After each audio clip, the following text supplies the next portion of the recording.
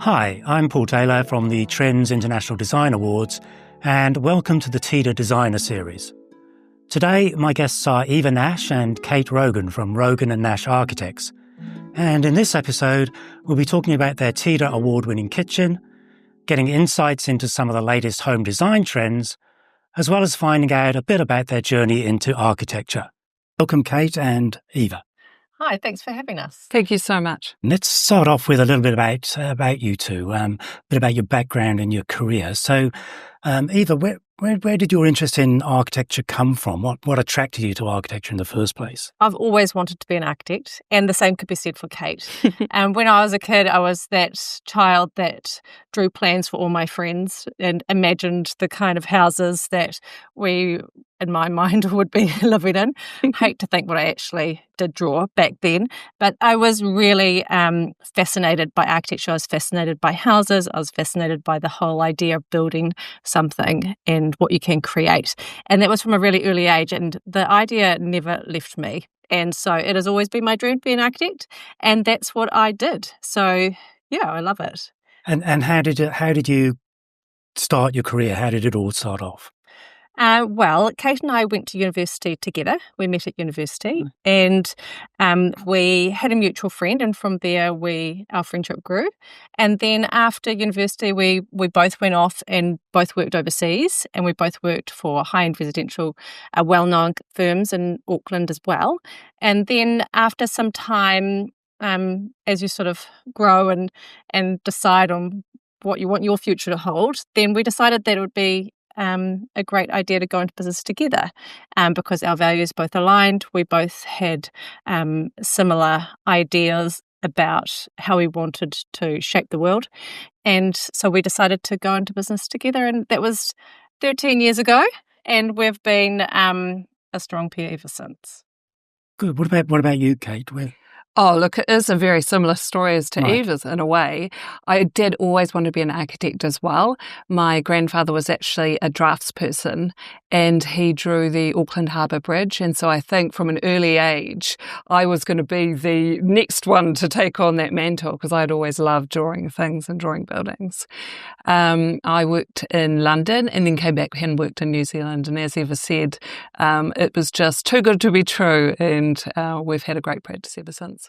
Right. So tell me a little about Rogan Nash Architects, what sort of work you do. We do mostly high-end residential work. We're really lucky because we have some wonderful clients. We've got a lot of repeat customers, a lot of repeat people who come back, which we take to be very flattering. Eva and I do all of our designs together. And to be honest with you, each day is a pleasure to come to work because I get to hang out with my wonderful friend Eva and do design, which we both love to do. Where do you mainly work? We predominantly work in New Zealand, but most of our clients are based in Auckland. But as is the nature with New Zealanders, we have houses in Auckland, but also sort of like the city house, and then might have a country house or a beach house as well. So we tend to have a lot of projects which are renovations or new builds in Auckland, and then a lot of new builds which are outside Auckland as well. Right. And Eva, is there a particular style that Rogan and Nash Architects have, or? Well, I think as everything is designed by us, there is a certain style that comes through. But one of the characteristics of the way that we work is we like to understand and listen to our clients. So although everything is bespoke and it certainly has our touch to it, we actually pride ourselves in being two people that really like to listen to the client that comes to us. And we're adaptable. We like to make a space that is reflective of the way that they like to live. We really do believe that architecture and your built environment can change your whole enjoyment of life. You know, waking up in a place, in a space that you love and enjoy really does change your mental health, your physical health. And so we're so lucky to do that. And we think about that, and we think about the impact of our projects on our clients, and we designed for that. We don't necessarily design in a specific way. We design in response to the client and in response to the site. Absolutely. I totally understand what you say about how it can change your life, basically. Until you've gone through the process, you actually don't realise how much you can do that. Exactly. Yeah. I mean, a wonderful space that's light-filled and is warm is just so uplifting to, for your everyday life, and it can really make a really big difference. And so we just sort of tongue-in-cheek, we are kind of changing people's lives with what we do. But it really, and so we're really proud of that, and we love what we do, and we think it's a really positive impact on a lot of people. And so that's kind of one of our guiding principles, is to make a difference. And Kate, would you mainly work in the traditional area or the contemporary area, or a bit of both? Oh, I think that we're probably, like Eva says, it's always difficult when you look at your own style or aesthetic, because really everything you do funnels through that aesthetic. But I think if I was to step outside myself for a second and look back, I would say our architecture is definitely contemporary. But we do try to respond to the neighbourhood or the building that we're working within. And we often, if we're doing a renovation or anything like that, we'll often say we're trying to design for the house that it wants to be, the house that it grew up into. So you never can forget those sort of principles. But I think that the aesthetic that really drives us is probably a contemporary aesthetic. So let's talk about one of your projects. You just recently won the Architect Design Kitchen for New Zealand in the Trends International Design Awards. So congratulations, both of you, on that. What was the scope of that project? Were you just dealing with the kitchen, or was it much wider than that? I'll just jump in here, Paul, although I think Kate's about to answer, because what you don't know is that house was for me and my family. Well, you may know that. So it is great if Kate can answer the brief question, because I'm a bit biased. But I think Eva and I have done a number of projects for ourselves, because I think that is the nature of the beast, if you like. We're the chefs that trust our own cooking, and we can't help ourselves. We always want to get in and try some design too. And so even when we are doing a project which is for ourselves, we still go through that whole process, because yes, it's a project for Eva, but it is also for Eva's family. It's for her husband, her children, and it's for her when she's entertaining with her extended family. So we still take all of those briefing requirements into account, even though it's one of our houses. And yes, it is a new house. And so obviously we designed everything from the outside and the layout and the planning and the entire house, and all the way through to all of the inside. And actually, for the majority of our projects, we always design the kitchens and the bathrooms and the interior finishes, because we believe that architecture isn't just the outside shell, but it's also the things that you touch and feel on the inside of the building. And so they're equally as important to us. And in daily life, sometimes the inside can become more important than what other people are looking at from the outside. Yeah. So we really take that into consideration. And so this project was a full project that we designed from the outside in. So I was going to ask, what were the homeowner's requirements? And I guess, Eva, you're the best person to answer that. Yeah. Well, like Kate said, the house is designed for me and my family. I do have to remember that I'm not the only one living in it. My husband and 2 children and a very energetic dog all had to be considered from the outset. We're the kind of family that like to have lots of people over, like to have things really relaxed and easy, and so that really played into the brief of actually the house and the kitchen. Everything had to be easy to use, low maintenance. If it's got lots of traffic through the house, that also had to function as one of the components of selections of materials. But what was really important, and probably my overarching brief and over the rest of my family, is that it had to capture the sunlight, and particularly the afternoon sunlight, because I feel like it's a really that time of the day is something that's really, warms your heart and really lifts life. If you're sitting in a beautiful afternoon sunlight, no matter what you're doing, maybe you're reading a book, maybe you're having a drink, but if you've got somewhere to really relax and enjoy that small moment in the day, I think it's really important. And so for me, I wanted the house to be able to have those moments. So the way the house is designed, it's designed with 2 gable forms linked together with a a piece in the middle. It steps down a hill, so there was the element of working it into the neighbourhood fabric, and then just the requirements of a growing family, bedrooms and separate living spaces, as well as a place that we could come and congregate together. When we're thinking about the brief, we're also thinking about all those materiality concerns as well. And so for us, like Eva said, we're designing an entire house. So we're thinking of the material palette as it travels through that whole space. So although we're talking about the kitchen, when we were making those selections for the kitchen, we really wanted it to feel like it was a seamless part of the whole home. And so to have that feeling at the end, we really have to go through those considerations of that interrelationship of those spaces, the interplay of the different volumes and heights, and then how that material palette continues throughout the home. You've got an open plan kitchen there, which is pretty common these days. I mean, that's what people do. So how do you cope with an open plan? What are the situations that you have to deal with, the challenges of an open plan kitchen? Well, the kitchen in this particular house, it opens out to the dining and the living space, but also the beauty about that open plan area is that it also opens out to outside, so that when you in summertime we've got the doors open and you might be entertaining or cooking food and barbecue outside, you've got a really easy connection. And that was something that was really important in the way that our family lives, is that we really love that indoor-outdoor connection, and that's, you've got to feel like going outside is easy. You've got to encourage that always with a visual connection and a physical connection if it can be achieved, which is what we've done here. So the open plan kitchen works really well when you've got a space that becomes the heart of the home, and it's really the hub. It's the comings and goings. It's a very busy space in the morning and in the evening and on the weekends all day long.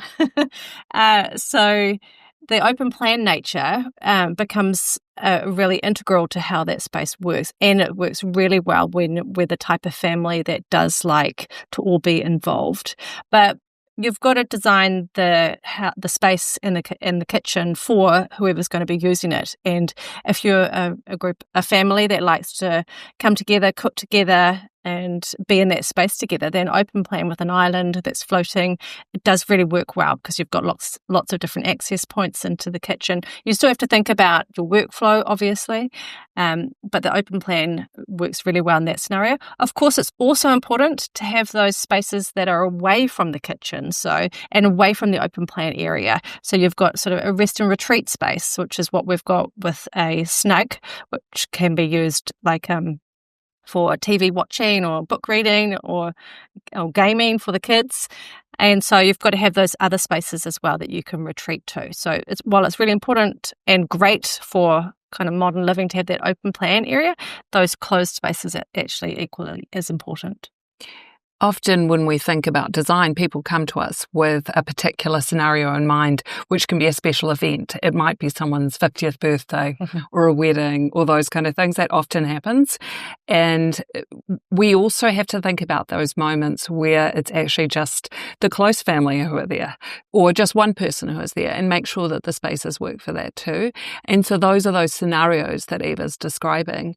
We like to think of the moment where a parent is, or I guess one of the children is making dinner at the end of the day and they're just trying to have a relaxing wind down as they do it. And then someone else might want to come into the kitchen and grab a drink, and they can easily just step around each other, and it's just that beautiful quality of life.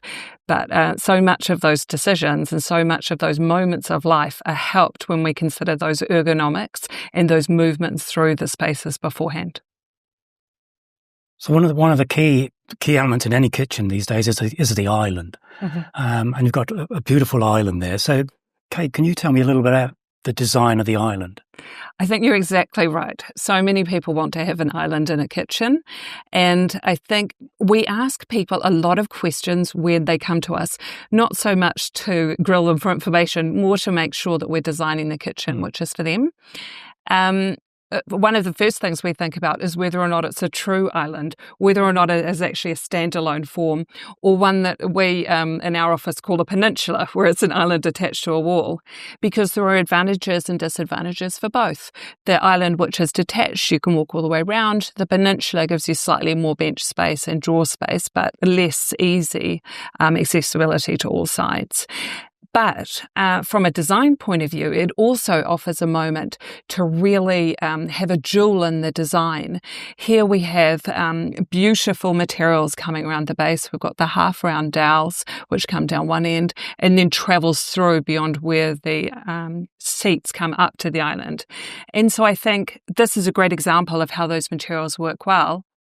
But also for a person doing their own project, they can look at these and think, well, I can have some more expensive or highlight of the materials on the island, and then I can have items on the rear bench or in the scullery, which are more about performance and less about the main aesthetic. And so I think that's why the island is so useful, is it offers a lot of different things. And I'll just add to that with the layout of the island, the way that we positioned it, is that the seating goes around the corner. So it's not all lined up down one side, but instead you can sit right around the corner. So that it was important. Obviously, lots of people find that when people come over and to entertain, that everyone's congregated around the kitchen and or the kitchen island. And so what we wanted to make sure when we were designing this is that it felt really conversational. So while you're standing there, it didn't feel like you were the teppanyaki chef. It felt like you were actually able to engage. And that's exactly what happens with this kitchen, is that, you know, people sit all the way around the side, not only down the one side, but around the corner.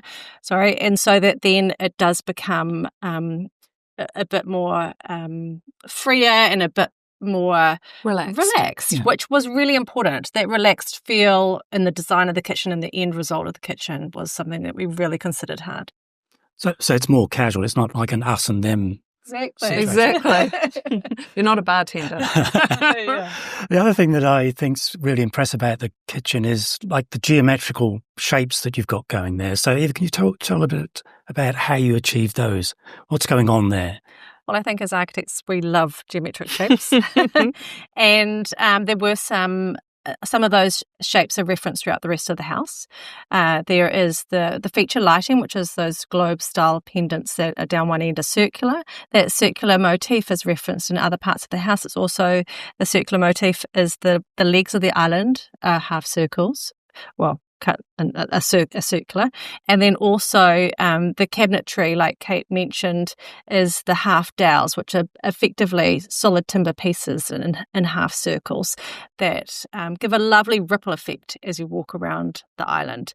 So there's a real balance in the geometries between the organic circular shapes and then the harder square surfaces, both in plan, which we're talking about with the shape of the island, and also in elevation when you look at it with the circular lights balanced with the more linear shapes of the rear of the kitchen, which is made out of white steel, and then the linear shelf there as well. So it was really just striking that balance between the hard and soft line, between the materials, which were really important. We wanted the kitchen to feel light and bright, and also inviting.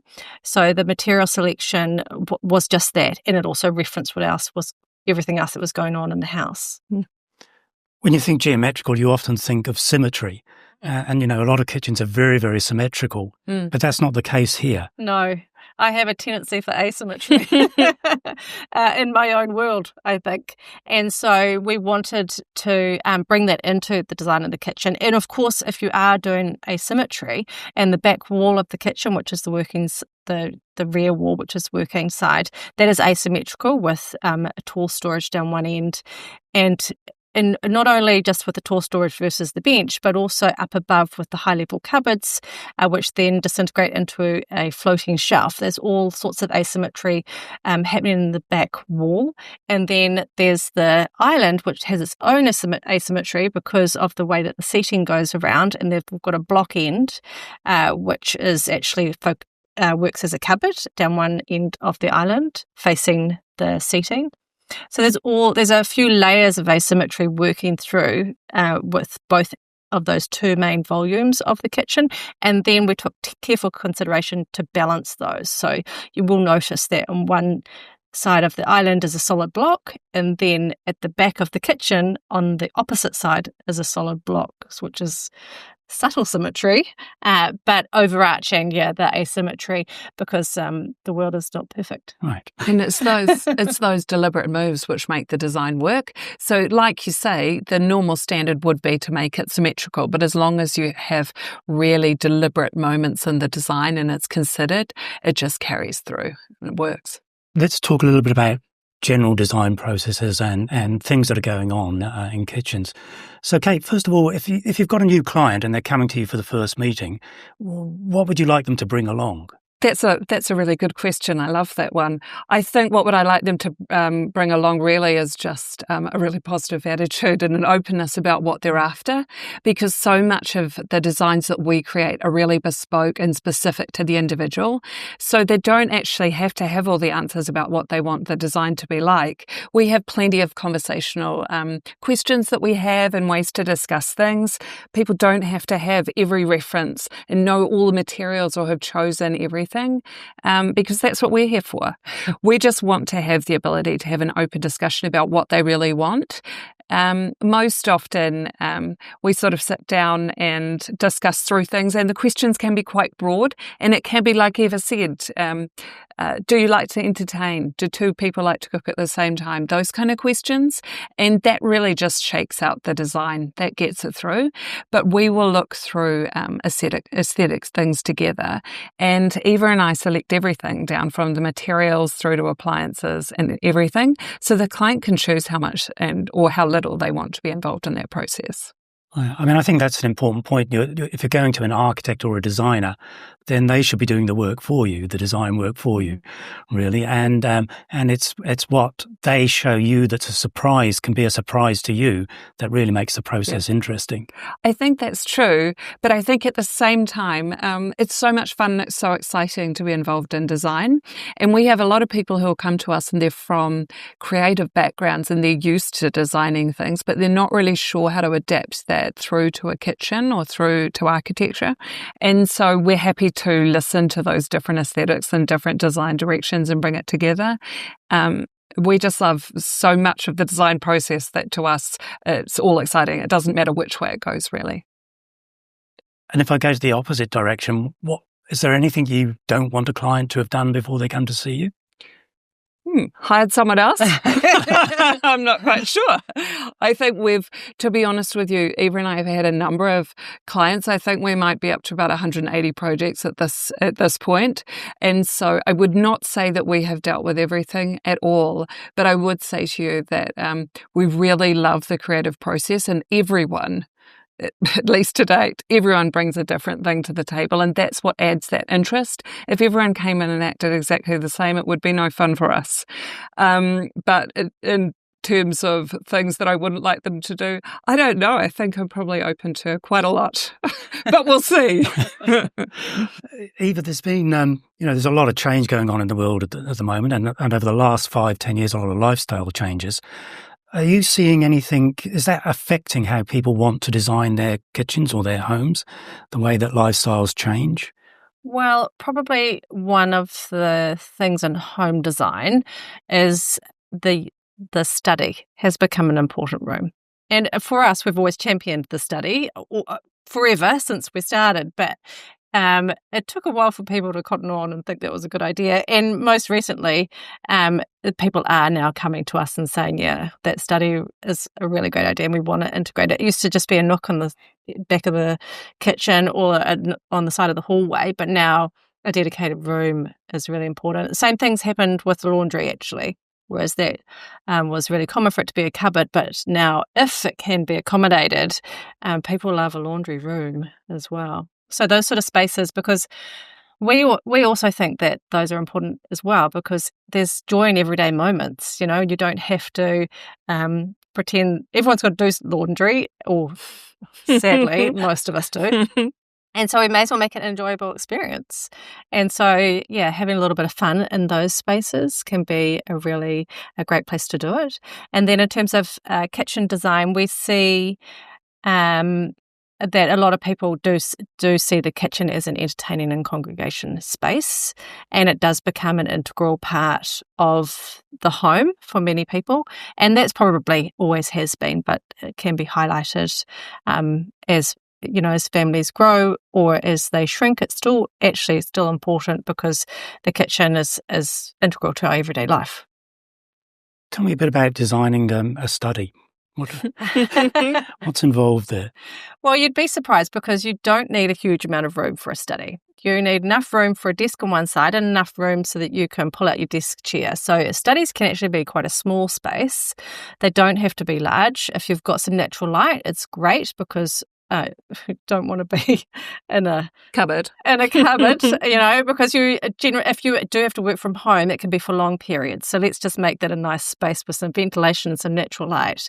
But if you do have the luxury of a big space, that can often double as a spare bedroom, or as a second lounge, but having some dedicated study area that is not in your own bedroom can be really vital to just making, if you do have to work from home, making it more enjoyable. Where you've got all your things laid out, if you can get a bit of space in there for some shelving so that you can, if you do have files, you can put them away, or if it just might be a book collection, it's always handy to have a little bit of storage with your home study, and having your desk deep enough so that you can fit a monitor if you've got one, or if it's just a laptop, then you can scale it down to just having it size for that. In a study, obviously the technology is an important part of that, and the technology over the last 10 years in a house has changed quite considerably. So how do you approach the technology? What are the things that you think are key technological inclusions in your homes? Well, Kate actually enjoys this question more than I do. The only thing I will say is that we think a lot about sustainability. And so if you're thinking about technology, you actually still have to think about, the loading on your electricity circuits, because induction appliances and heat pumps, they all take quite a lot of load. And so if you're thinking about technology, those are elements that need to be considered. And if you've got solar panels, in terms of use of electricity, that can be really important to consider as well. There's all sorts of things that you can do with technology, as well as we're big fans of the plugs USB straight into the wall, because it can declutter, which can also be a great move. Kate's probably got more to add to that. Much like all of our conversations, we've always got more to add, don't we? But I think the key to any technology in your home is actually designing it for the person who's there, because it's really easy to put in too much technology.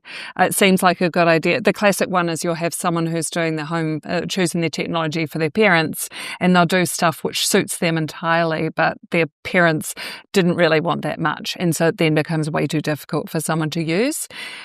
So I think there's conceptual ideas for the entire house where we try and, again, really talk to an individual person, see which part they're most concerned about.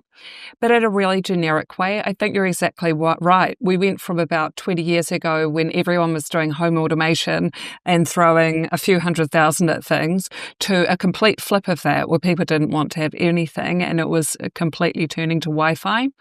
I think now we're finding that there is a few items that people do want to wire back in.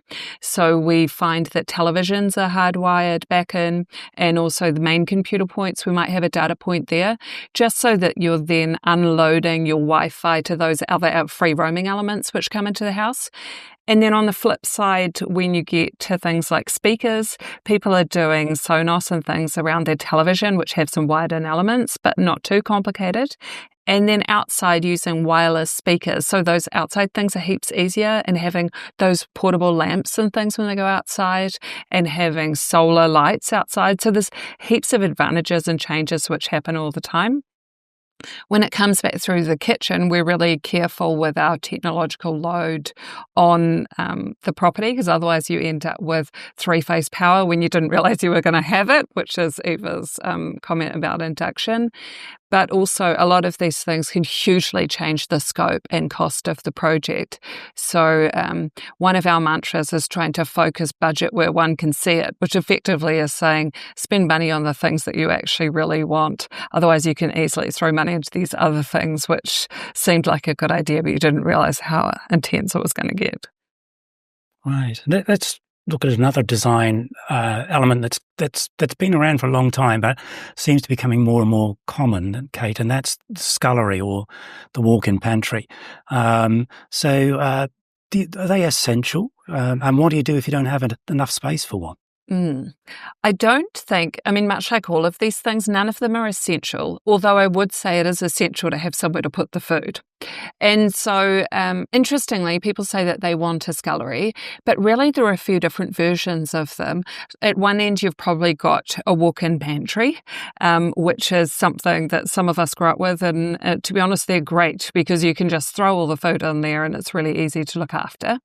Then you kind of have the next one up where you might have an appliance bench below it. So you have, it's kind of like a walk-in pantry or a walk-in crockery store with all the appliances sitting out ready to use, which is great because then you're not bending down and having to get everything every time, which can be annoying if it's the toasted sandwich machine or the rice cooker or whatever. And then the next ones up are things where you might have a bar area with a built-in sink, you might have a bar fridge, or you might have a hot and cold tap or a great sparkling tap, that kind of thing. And then probably at the top end of the spectrum are the people who've got some chefs on site or some catering coming in, and then they basically have another kitchen, which is behind the scenes. So we've done all of the above. But probably just like the island bench, people often come to us and ask for a scullery, and usually they want that kind of mid-level one where you can have a few appliances out and you might have one specialty item in there as well, like another sink or another dishwasher, that kind of thing. And Eva, just a couple of quick things. Bench tops, what do you prefer in terms of materials on bench tops and why? We love natural stone. When I say natural stone, we like quartzites and granites, and not so much marble because of the softness. But we love natural stone because of the texture, and a leathered natural stone, which does have that raised texture through it, is one of our favourites because of the tactility and also the movement through it. It gives you back that natural feeling.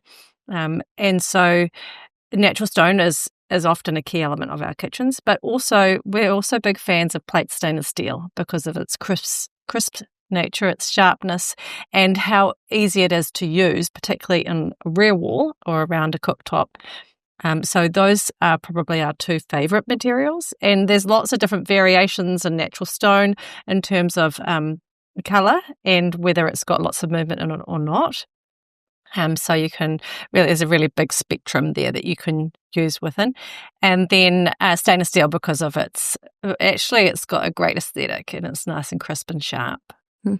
Sometimes we even go to Formica because you can get some really beautiful colours. So when you get into things like laundries and sculleries, those back of house items where you don't want it to have that massive impact of the beautiful stone bench like Eva's talking about, but you still want to have something really lovely, the Formica can work really well.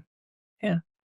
And what about cooktops? What do you prefer there? We often use induction in our projects. And because induction is actually a great surface to cook on, and it's nice. It keeps it clean. It keeps it minimal looking, nice and tidy, and obviously the electricity load is better. So that's our go-to is induction. In the kitchen, that was the winning kitchen. That actually was an induction that had one ring of gas hob with it, so you can still do the wok cooking. But to be honest, induction has so many possibilities. You could easily do without it. And Kate, just in terms of general design, how do you approach colour and texture in the kitchen? What are the key things for you there? We do a mixture of different designs. So we do some things which have a lot less colour and a really simple palette. And then we do very colourful ones as well. So for us, comes back to that initial idea of really listening to the client and what suits them. And then also thinking about the material palette of the rest of the house and bringing it through. This particular kitchen is a great example of a little bit of both. It has a lot of warmth and it has a lot of textural interest. It's not too overpowering with colour. There are some rooms adjacent which have a lot of natural materials, a lot of timber and warmth coming through those. And so we bring that through.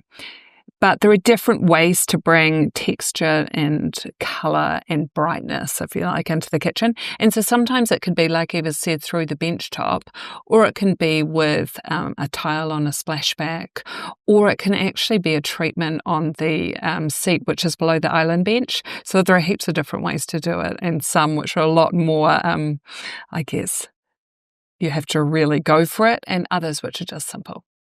I think there's a lot of movement in the use of materials in splashbacks these days. You're seeing a lot of different things going on there. Yeah, I think there's so much impact that carries through to the rest of the room with that splashback, and people are starting to see that. So whether or not you take that bench top and bring it up the wall, or whether it's a complementary tile or another piece which comes through from the rest of the design, there's heaps of opportunity there. Hey, and just finally, we obviously see a lot of kitchens from all over the world these days.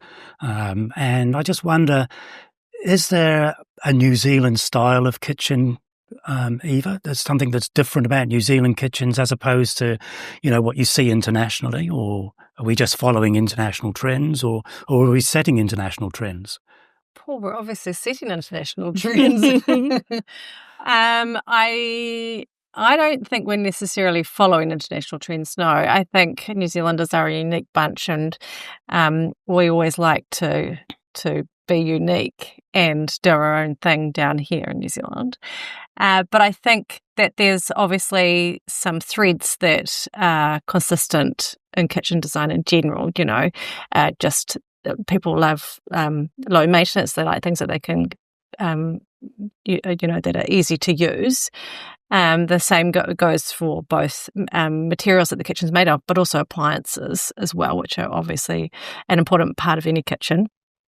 And so what I would say in the kitchen that we were talking about is that fridges can often be an important part and component of a kitchen, whether they're on display or whether they're integrated. And in this case, the fridge is actually in the scullery, so that it's not visually intrusive, but also is readily accessible because it's within the scullery. So fridge positioning can make a big impact on the kitchen design as well. And then in terms of whether New Zealand has any specific trends, Kate, do you think that we do? I think one of the massive advantages of social media and the advent of things like Instagram is that when we're thinking about design, we can really look at that global design community and you can easily see what is out there. But I would also say that what you're seeing in images are things that have been photographed and designed years before. So sometimes reacting, if you were one to be concerned with just having the up-to-date of everything, some of those images are things which are ideas which have been considered for quite a while and have washed around for quite a while. But we all are impacted by those things which we see on those images, and they do thread through the designs in quite a wonderful way. And so I think images that we can't have here of our kitchens will just as quickly be reflected in the global scene. Hey, that's great. Thanks so much for joining me, Eva and Kate. It's been really interesting listening to you today. Thank you for having us. Thank you so much. Thanks very much. And thanks to you too for spending some time with us. You can find out more about TEDA award-winning kitchens in the TEDA Kitchen section of the TrendsIdeas.com website, as well as finding award-winning bathrooms and homes. Or for more episodes in the TEDA Designer series, visit trendsproperty.com, where you'll find ideas and inspiration, products, people and places, offering solutions to help you on your own design journey.